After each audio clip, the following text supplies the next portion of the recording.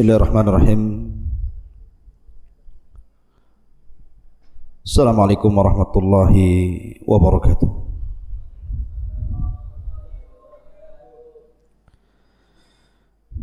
Alhamdulillah wassalatu wassalamu ala Rasulillah wa ala alihi wa sahbihi wa mawalah wa la hawla wa la quwata illa billahi wa ba'du. Alhamdulillah di malam hari ini kita bisa duduk untuk talabul ilmi, dan pembahasan di malam hari ini kita akan membahas tentang sebuah kaum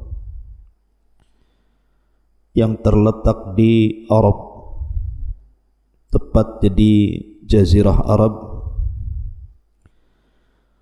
Karena kita sering membahas tentang Bani Israel dan Nabi-Nabi Bani Israel, maka kita akan membahas tentang sebuah kaum yang diutus kepada mereka Nabi Arab. Kaum itu disebut dalam Al-Quran dengan sebutan kaum Samud. Kita akan bercerita tentang kaum Samud dan seekor unta. Ma'asyiral muslimin yang dimuliakan Allah Azza wa Jal, menariknya cerita ini karena dalam cerita ini Allah Subhanahu wa ta'ala letakkan di tengah-tengah mereka seekor unta, dan unta itu menjadi mukjizat bagi mereka. Kemudian yang kedua, sebab hancurnya kaum ini pula dikarenakan unta juga, karena mereka menyembelih unta itu. Namun sebelumnya kita akan fokus tentang cerita tentang kaum Samud. Siapa kaum Samud ini? Ma'asyiral muslimin yang dimuliakan Allah Subhanahu wa ta'ala, kaum Samud ini termasuk dari Arab al-Ba'idah. Arab itu ada dua. Ada namanya Al-Arabul Ba'idatu, ada yang namanya Al-Arabu Al-Baqiyatu. Arab al-Ba'idah artinya orang-orang Arab yang sudah punah,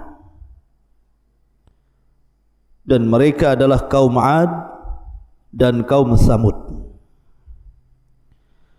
Kemudian yang kedua ada namanya Al-Arabu Al-Baqiyah, orang Arab yang masih ada sampai hari ini, dan mereka adalah keturunan daripada Ismail ibn Ibrahim alaihim salam. Taib. Lalu siapa kaum Samud ini yang kita akan ceritakan di malam ini? Samud sendiri secara bahasa diambil dari kata as-samdu, artinya ma'un qalil, air yang sedikit. Tapi yang dimaksud di sini Samud di sini sebuah kaum yang sebagian para ulama mengatakan bahwa letak kaum Samud itu antara Hijaz. Hijaz itu Mekah Madinah, itu disebut Hijaz.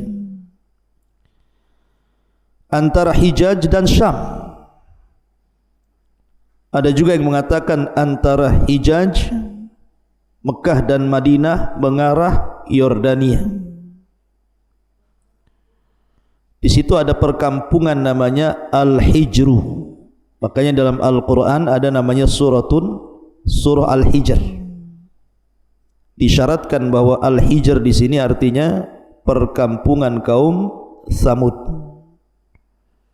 Dan kalimat Samud diulang-ulang dalam Al-Quran banyak sekali. Lah kaum Samud ini mereka tinggal di gunung-gunung batu. Makanya kampungnya disebut Al-Hijr, diambil dari kata hijarah, bebatuan. Mereka hidup di lembah-lembah dan gunung-gunung bebatuan. Dan mereka kabilah yang banyak. Ma'asyiral muslimin yang dimuliakan Allah Azza wa Jalla, di zaman Nabi SAW, Nabi pernah lewat ke perkampungan Al-Hijr ini. Kaumnya Tsamud pernah dilewati Nabi SAW ketika Rasul menyerang musuh di perang Tabuk. Dan itu diriwayatkan dalam sebuah hadis dari Ibnu Umar radhiyallahu an, lamma nazala Rasulullah sallallahu alaihi wasallam bin nasi ala Tabuk, ketika Nabi sallallahu alaihi wasallam singgah bersama beberapa para sahabat di sebuah tempat menuju perjalanan Tabuk, yuqalu lahu Al-Hijr, tempat itu disebut Hijr namanya. Lah ketika itu para sahabat kehausan, fastasqan nasu minal abar allati kanat tasrabu minha Tsamud, maka mereka mencari sumur, kemudian mereka dapat sumur, mereka minum dari sumur itu, dan sumur itu bekas peninggalan kaum Tsamud. Bukan itu saja, fa'ajanu minha wa nasabu minha al-qudura, mereka pun membuat adonan roti dengan campuran dari air sumur yang pernah diminum orang Tsamud itu. Tetapi Nabi SAW tiba-tiba memerintahkan untuk menumpahkan air itu, dan dilarang untuk meminum kemudian roti yang sudah diadon, disuruh dikasih makan unta. Kemudian Nabi SAW melarang mereka masuk ke negeri yang pernah diazab oleh Allah Subhanahu wa taala kecuali dalam kondisi menangis. Kata Rasul, la tadkhulu ala haula'il mu'adzabin illa an takunu baqina, fa illam takunu baqina fala tadkhulu alaihim an yusibakum mithlu ma asabahum. Kata Rasul, jangan kalian masuk ke sebuah kaum yang pernah diazab kecuali kalian menangis ketika melewati tempat itu. Kalau kalian tidak bisa menangis ketika melewati tempat itu, kata Rasul, maka jangan lewat di situ, karena dikhawatirkan kalian akan ditimpa sebagaimana sebelumnya Allah menimpa azab kepada kaum Tsamud. Dari sini ada faedah, ikhwan, tidak boleh seseorang melintasi tempat-tempat yang pernah diazab Allah. Contoh umpamanya laut mati. Laut mati itu sekarang itu kan dijadikan wisata, padahal laut mati itu tempat diazabnya kaum Lut di negeri Sodom sana. Jadi Allah angkat negeri Sodom ke langit, kemudian dihujani meteor, kemudian ditumpahkan lagi, dan sekarang jadi laut mati.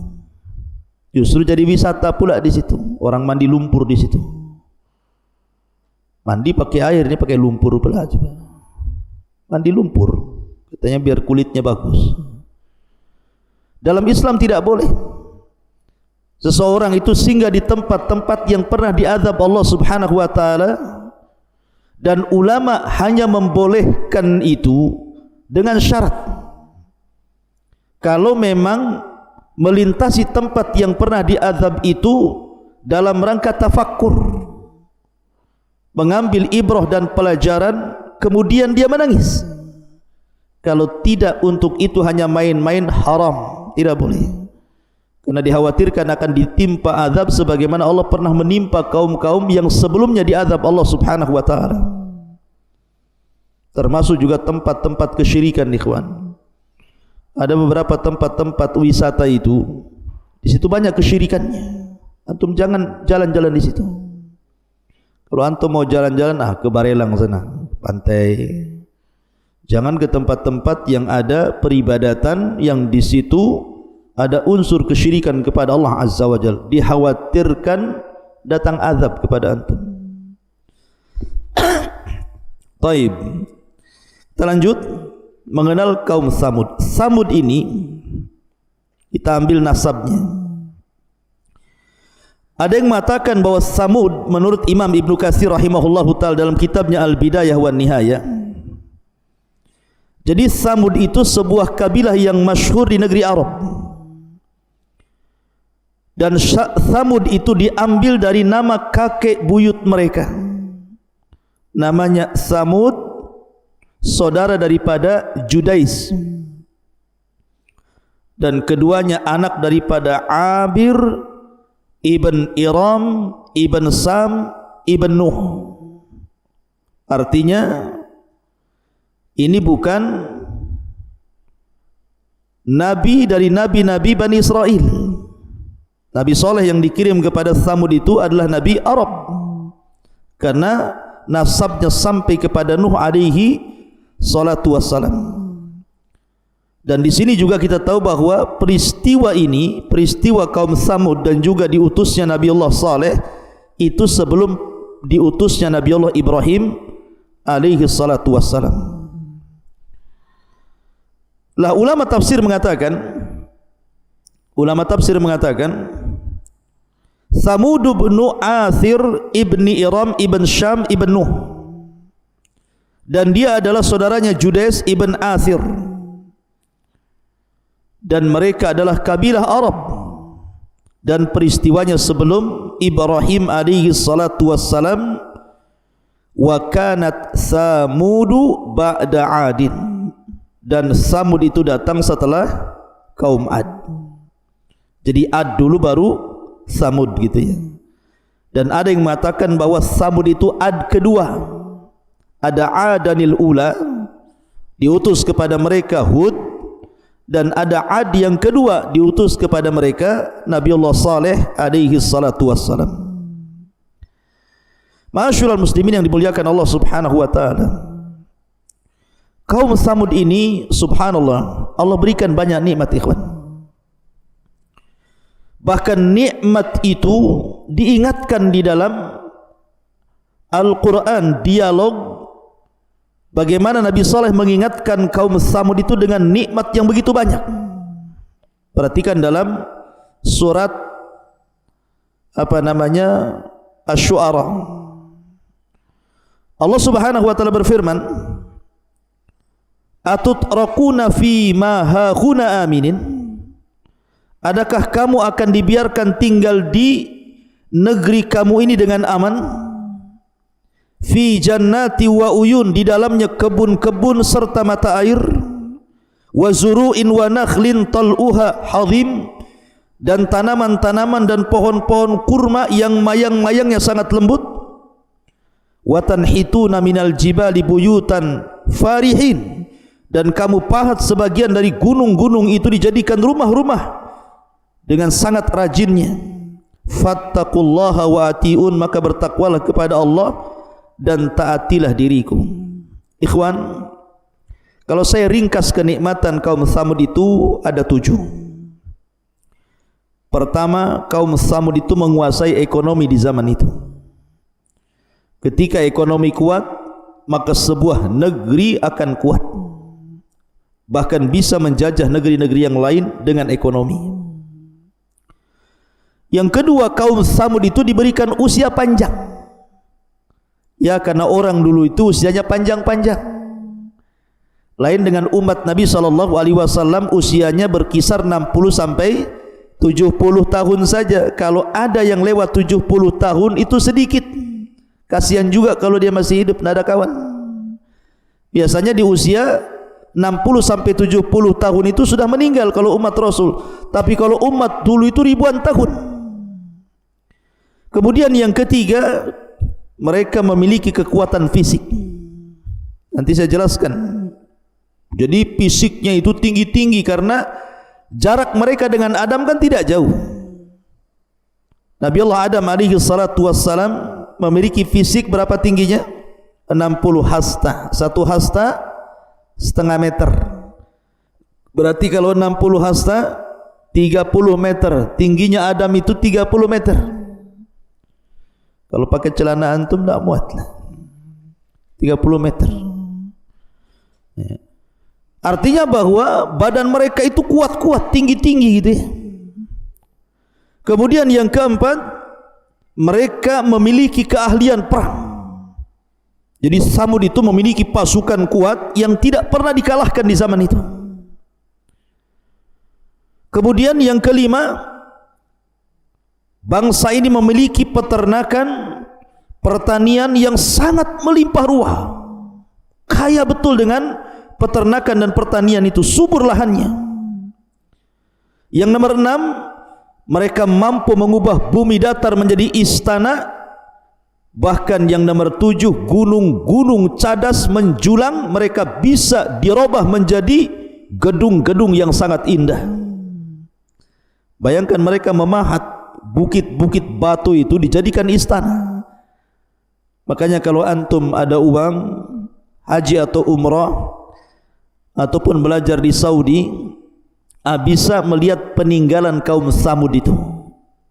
Bagaimana bisa mereka memahat gunung batu dengan seni yang sangat tinggi luar biasa. Di zaman itu loh ya, yang belum lengkap peralatannya semacam hari ini gitu ya, tapi mereka sanggup kemudian membuat istana-istana, gunung-gunung menjulang disulap menjadi rumah-rumah indah, tetapi bukan untuk ditempati, hanya untuk rumah singgah saja, hanya untuk main-main saja. Makanya Allah Subhanahu wa taala mengingatkan itu tadi dalam ayat yang saya baca tadi, bagaimana kaum Samud itu di atas nikmat yang luar biasa. Ma'asyiral muslimin yang dimuliakan Allah Subhanahu wa taala. Lah kelebihan kaum Samud ini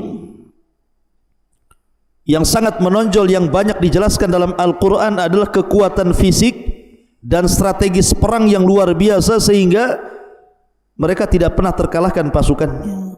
Perhatikan dalam Al-Quran, Allah mengatakan dalam surah Al-A'raf ayat 69, awa ajibtum an ja'akum dzikrum mir rabbikum ala rajulin minkum liyungdhirakum wadhkuru ij'alakum khulafa min ba'di qaumi nuhin wa zadakum fil khalqi bastah fadhkuru ala Allah la'allakum tuflihun. Dan herankah kamu bahwa ada peringatan yang datang dari Tuhanmu melalui seorang laki-laki dari kalangan kamu untuk memberikan peringatan kepadamu. Ingatlah ketika dia menjadikan kamu sebagian khalifah-khalifah setelah kaum Nuh, dan dia lebihkan kamu dengan kekuatan tubuh dan perawakan. Dalam tafsir Ibnu Katsir ada yang mentafsirkan kekuatan perang yang luar biasa. Maka ingatlah akan nikmat-nikmat Allah agar kamu beruntung di hadapan Allah. Bahkan Allah juga mengatakan dalam surah wa thamud alladzi jabu as-sakhra bil wad, surah apa itu? Al-Fajr. Dan terhadap kaum Thamud yang memotong-motong batu besar di lembah-lembah gitu, saking kuatnya mereka. Jadi kelebihan yang luar biasa gitu ya. Makanya kekuatan dan kekuasaan kaum Thamud itu bertahan karena memiliki pasukan yang sangat kuat di zaman itu, luar biasa. Dan itu nikmat yang harusnya disyukuri. Ma'asyiral muslimin yang dimuliakan Allah Azza wa Jalla. Lah kaum ini, kaum Thamud ini diutus kepada mereka seorang nabi namanya Saleh.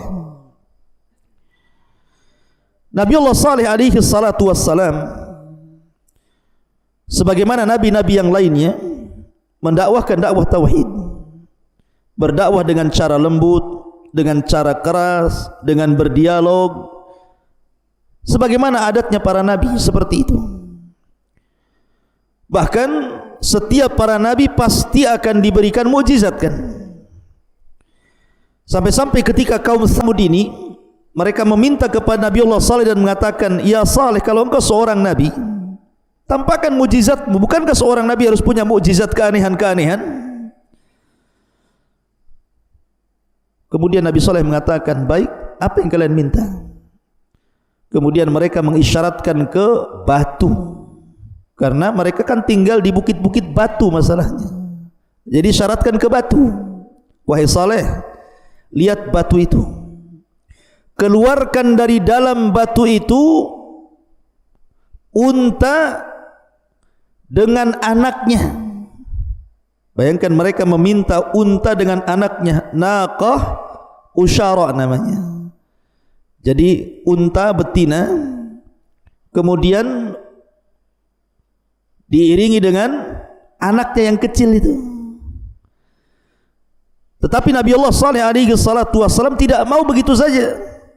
Dia minta perjanjian, baik kalau seandainya saya keluarkan unta dan anaknya sekalian dari batu itu, beriman enggak kalian ini? Maka mereka mengatakan, kami beriman. Bayangkan mereka janji akan beriman kepada Nabi Allah Saleh alaihi salatu wasallam kalau seandainya dikeluarkan dari batu itu unta plus dengan anaknya.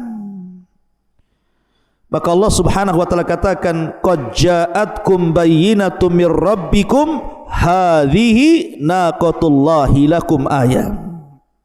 Sungguh telah datang kepada kalian keterangan dari Rabb kalian, inilah unta Allah bagi kalian dan itu tanda-tanda kuasa Allah.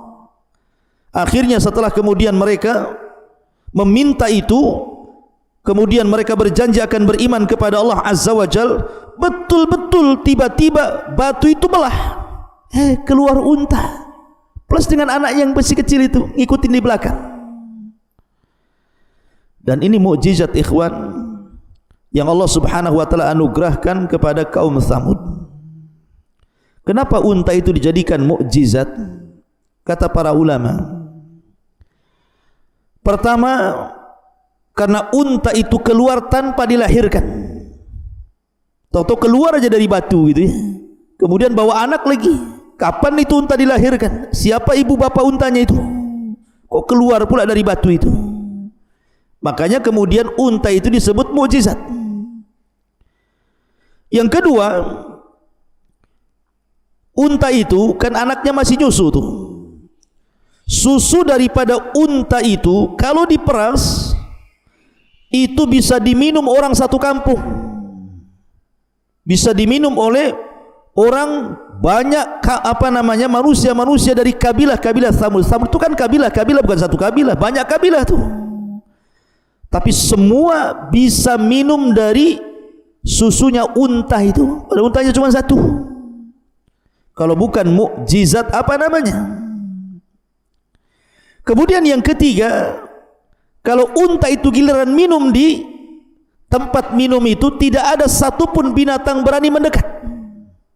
Tidak ada satupun binatang, apapun jenis binatangnya, mendekat ke tempat minumnya itu. Kalau unta sedang minum tuh, ini mukjizat ikhwan.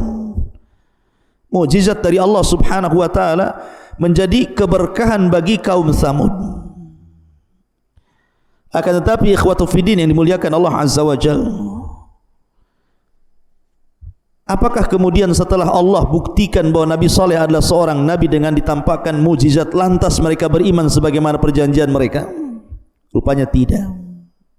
Mereka tidak beriman, kecuali sedikit. Jadi setelah kemudian unta itu hidup, berkeliaran, tidak boleh diganggu gitu ya. Kemudian banyak pertentangan dari kaumnya Nabi Saleh, kaum Tsamud kepada Nabi Allah Tsamud. Dengan berlalunya waktu, akhirnya mereka jengkel kepada Nabi Saleh. Dari sini kemudian mereka memiliki rencana untuk membunuh unta itu. Mau dibunuh unta itu. Ma'asyiral muslimin yang dimuliakan Allah Azza wa Jalla, maka Allah katakan dalam Al-Quran, fakadzabuhu fa'aqaruha. Maka mereka mendustakan Nabi Allah Saleh dan mereka pun kemudian menyembelih unta itu. Bagaimana kisahnya? Al-Imam Ibnu Ja'far Ibn Jarir rahimahullahu ta'ala, Abu Ja'far Ibn Jarir, di dalam kitab tafsirnya mengatakan, jadi dulu ada seorang nenek yang sangat tua dan dia kafir. Ada seorang nenek yang sudah tua dan dia kafir. Nenek ini paling keras permusuhannya dengan Nabi Allah Saleh. Paling keras permusuhannya dengan Nabi Allah Saleh. Lah nenek ini Allah takdirkan memiliki banyak anak, semua cantik. Anak-anaknya itu memang cantik. Lah kemudian nenek ini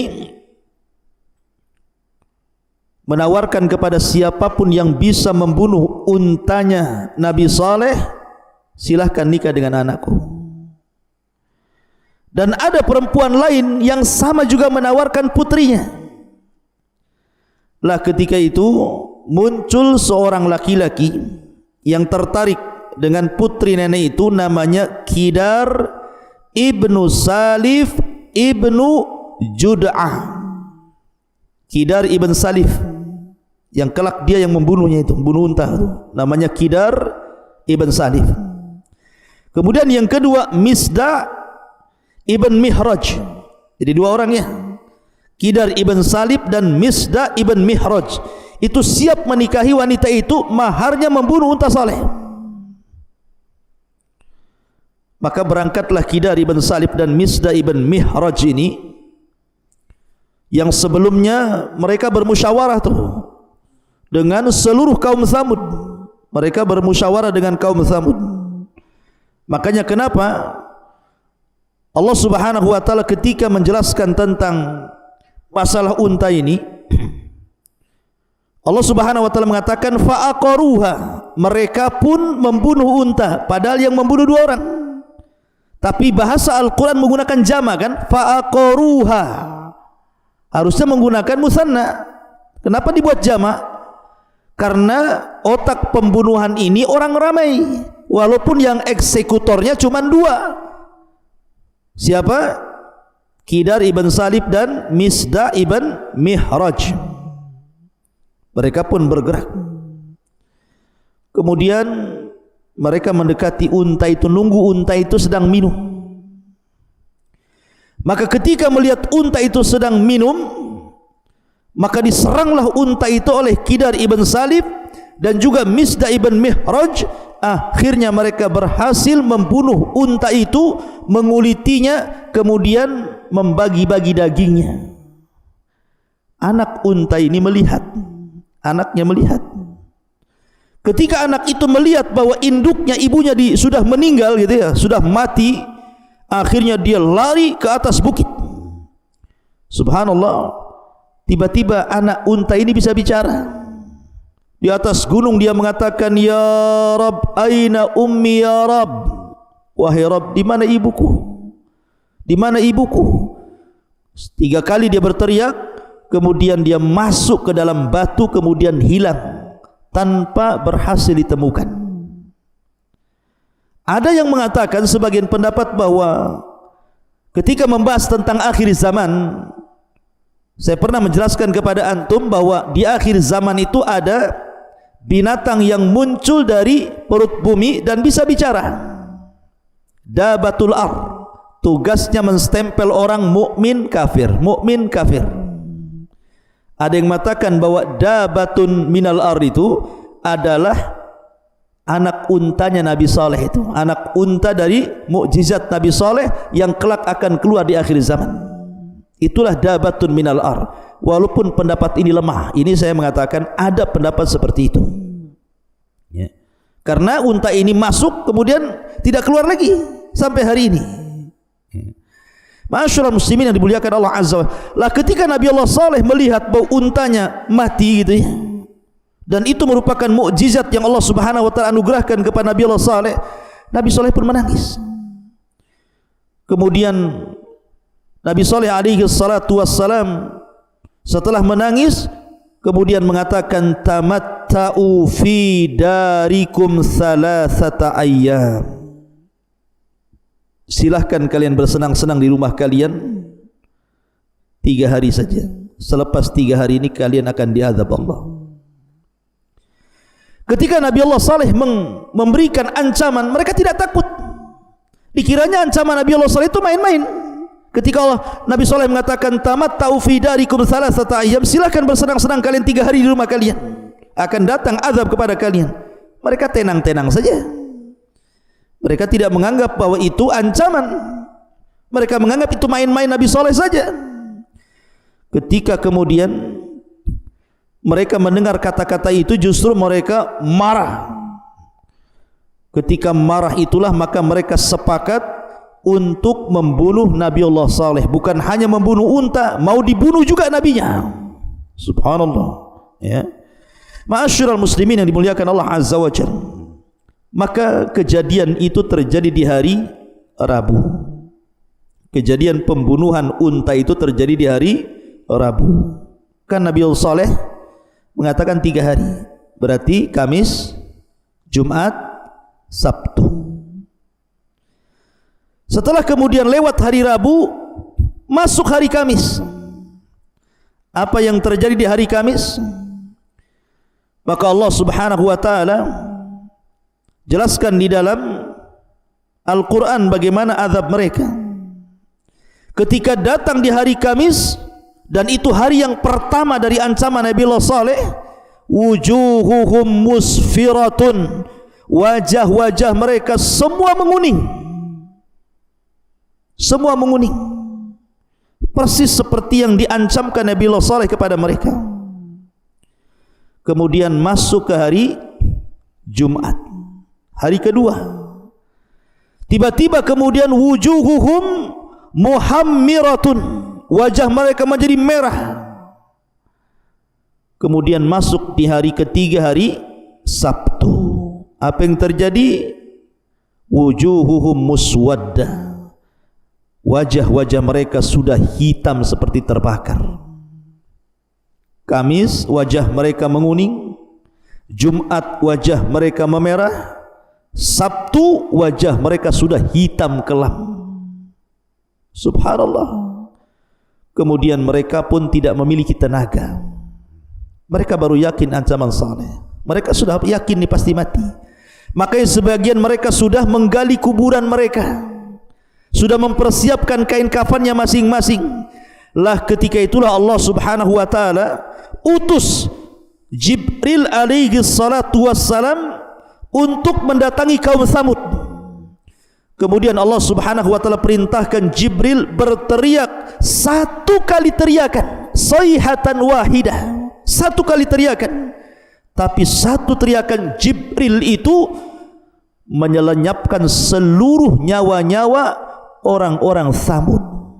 Nyawa mereka melesat dari badan-badan mereka karena 1 teriakan Jibril, sehingga Allah katakan mereka di dalam rumah mereka menjadi bangkai-bangkai. Fi darihim jathimin. Perhatikan, Allah katakan dalam Al-Quran, qalu, mereka berkata, taqasamu billahi lanubayyitannahu wa ahlahu thumma lanaqulanna liwaliyihi ma syahidna mahlika ahlihi wa inna lasadikun. Mereka pun berkata, bersumpahlah kalian dengan nama Allah bahwa kita pasti akan menyerang dia, maksudnya Nabiullah Saleh bersama-sama keluarganya pada malam ini, katanya merencanakan pembunuhan tuh. Kemudian kita akan mengatakan kepada ahli warisnya bahwa kita tidak menyaksikan kebinasaan keluarganya, dan sungguh kita orang benar. Kemudian wa makaru makran wa makarna makran wa hum la yash'urun. Mereka hendak membuat makar, Allah pun membuat makar, dan mereka tidak tahu makar Allah. Fangduru kaifa kana akibatu makrihim. Maka lihatlah bagaimana akibat makar mereka. Anna dammarnahum wa qaumahum ajmain, kami hancurkan mereka dan kaum mereka semuanya. Fatilka buyutuhum khawiyatun bima zalamu. Dan sungguh rumah-rumah mereka runtuh karena kezaliman mereka. Jadi ketika Jibril berteriak, ikhwan, itu seperti gempa kaum Tsamud itu. Semua rumah-rumah roboh. Tidak ada satupun yang hidup di situ, kecuali 1 orang yang masih selamat dari kaum Tsamud itu. Namanya Abu Rughal. Abu Rughal itu satu-satunya kaum Tsamud yang masih hidup, namanya Abu Rughal. Kenapa dia tidak terkena azab? Karena ketika itu dia sedang safar ke Haram. Dia tidak tahu kalau kaumnya sedang diazab. Kemudian dia pulang, rupanya di tengah jalan Allah timpakan batu dari langit, persis kena kepalanya, mati juga dia. Dari sini menunjukkan bahwa Tsamud itu kaum Al-Arabul Ba'idah, Arab yang sudah tidak tersisa, karena satu-satunya orang selamat namanya Abu Rughal juga rupanya Allah azab mati juga, ya. Sehingga tidak ada lagi keturunannya kaum Tsamud ini. Pertanyaannya ikhwatu fiddin, penyimpangan apa sehingga Allah kirimkan azab kepada mereka itu? Saya bagi beberapa pembahasan. Satu, karena kaum Tsamud itu mereka menyekutukan Allah. Ketika kaum Ad diazab oleh Allah, diangkat badan-badan mereka ke langit sab'ata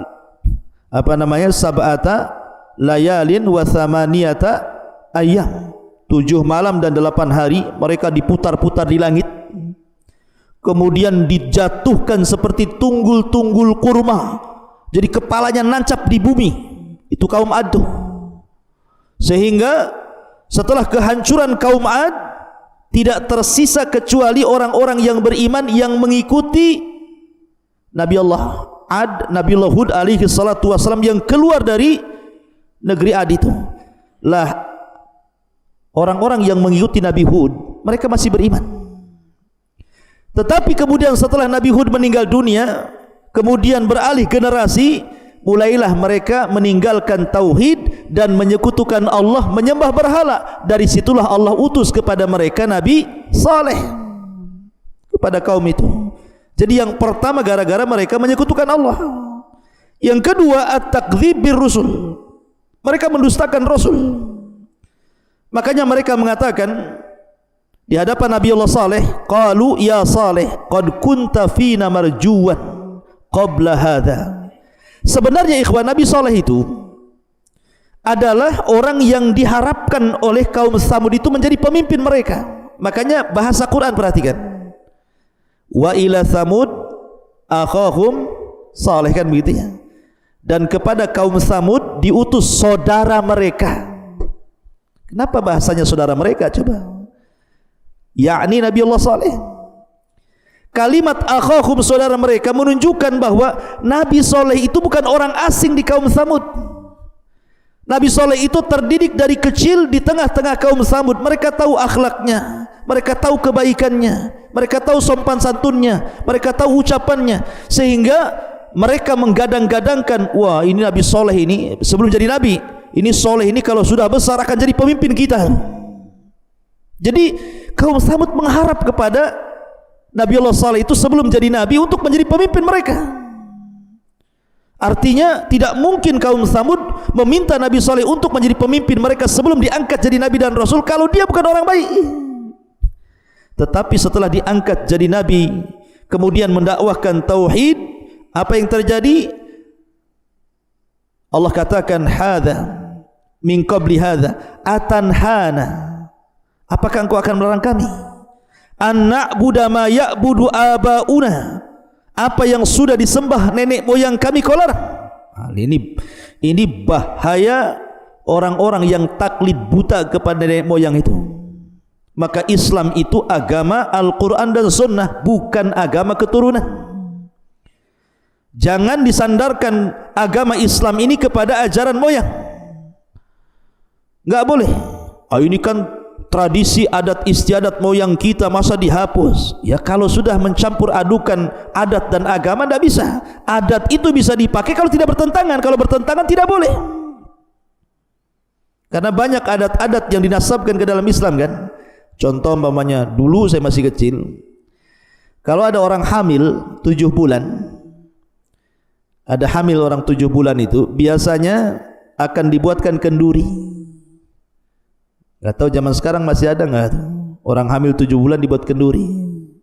Kendurinya apa? Kendurinya itu biasanya dibuatkan janur kuning.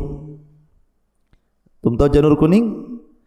Kemudian yang kedua dikasih apel. Apel itu ditusuk-tusuk, ya. Kemudian dikasih janur kuning, gitu ya. Kemudian dikasih kelapa muda. Kelapa muda ini digambar satu tokoh pewayangan namanya Arjuna. Jadi rupanya ada filosofinya di situ. Kenapa kemudian dalam kenduri 7 bulanan itu harus ada janur kuning, harus ada apel, harus ada kelapa muda yang digambar wayang Arjuna? Katanya biar bayinya kalau lahir kulitnya kuning tidak hitam, matanya seperti anggur cerah, kemudian wajahnya kayak Arjuna. Katanya Arjuna itu tampan. Kata siapa? Kalau antum tahu wayang golek, tahu wayang golek? Di Jawa Barat ada namanya wayang golek tuh. Tengok itu wayang golek itu. Arjuna ya kayak gitulah, dari kayu. Kalau orang Jawa selain Jawa Barat itu wayangnya tipis, pakai kulit. Kalau Allah takdirkan seperti Arjuna, nanti keluar kayu tuh. Atau bayinya tipis kayak fotokopi kan itu. Semana pula coba? Emangnya tahu Arjuna itu seperti apa? Jadi ikhwatu fillah muliakan Allah, masih ada kan tradisi itu bukan dari Islam. Itu kan cerita Mahabharata sana, bukan dari Islam, itu dari Hindu. Enggak ada kaitan dengan ajaran Islam. Jangan dimasukkan ajaran non di luar Islam ke dalam Islam. Tradisi-tradisi, tapi jangan yang bertentangan, maksudnya begitu.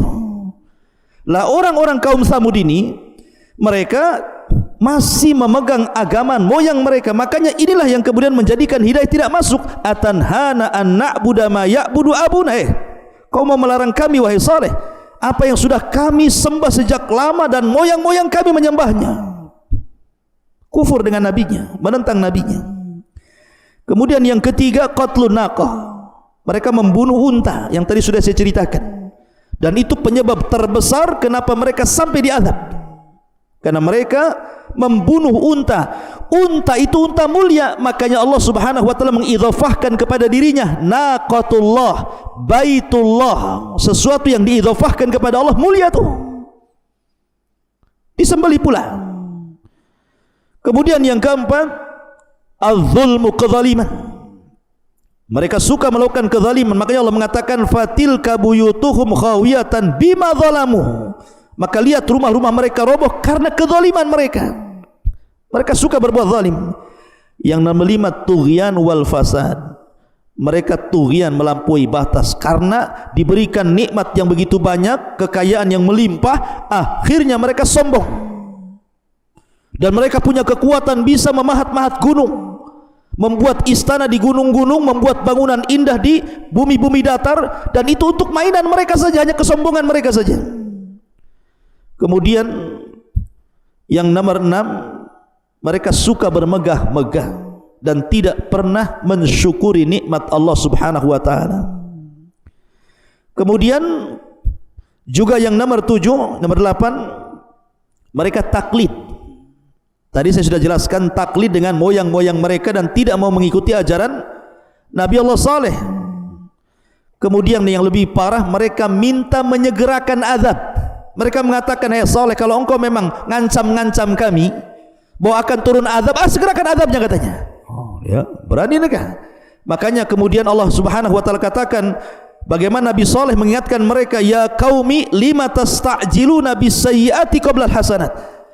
Wahai kaumku, ngapain kalian tergesa-gesa ingin ditimpakan keburukan? Dikiranya ini main-main nih masalah azab ya. Kemudian yang terakhir, satu kampung sepakat melakukan kejahatan. Kemudian mengutus 2 orang kidar tadi, Ibn Salib, untuk membunuh untanya Nabi Allah Saleh. Ini diantara penyebab kenapa Allah kirim azab kepada mereka. Ma'asyiral muslimin yang dimuliakan Allah Subhanahu wa taala. Kemudian setelah memang azab itu ditimpakan kepada mereka, maka tidak ada yang selamat kecuali sedikit, kecuali orang-orang yang ikut dengan Nabi Allah Saleh alaihi salatu wassalam. Mereka lah yang kemudian tersisa dari kaum Tsamud itu. Tapi sekali lagi bahwa Nabi Saleh satu-satunya yang tersisa dari kaum Tsamud, sementara Abu Rughal yang tadinya safar mati juga. Kemudian setelah Nabi Saleh meninggal, berarti tidak ada lagi keturunan kaum Tsamud. Maka disebut Al-Arabul ba'idah, Arab yang punah, tidak ada lagi bekasnya, karena satu-satunya keturunan Tsamud cuma Nabi Saleh. Ketika Nabi Saleh meninggal, tidak ada lagi keturunannya, maka disebut Al-Arab Al-Ba'idah namanya. Ma'asyiral muslimin yang dimuliakan Allah Subhanahu wa taala, intinya bahwa pelajaran besar dari kisah kaum Tsamud ini bahwa sekuat apapun manusia tetap lemah di hadapan Allah Subhanahu wa taala. Jangan sombong. Sehebat apapun manusia tetap kecil di hadapan Allah. Sekaya apapun manusia tetap miskin di hadapan Allah. Maka jangan pernah sombong, karena kesombongan itu salah satu perantara datangnya azab Allah Subhanahu wa taala. Wallahu alam. Ini diantara kisah tentang kaum Tsamud dan seekor unta mukjizat Nabi Allah Saleh alaihi salatu wassalam. Subhanakallahumma bihamdika asyhadu an la ilaha illa anta astaghfiruka wa atubu ilaik. Allahu ta'ala alam. Assalamualaikum warahmatullahi wabarakatuh.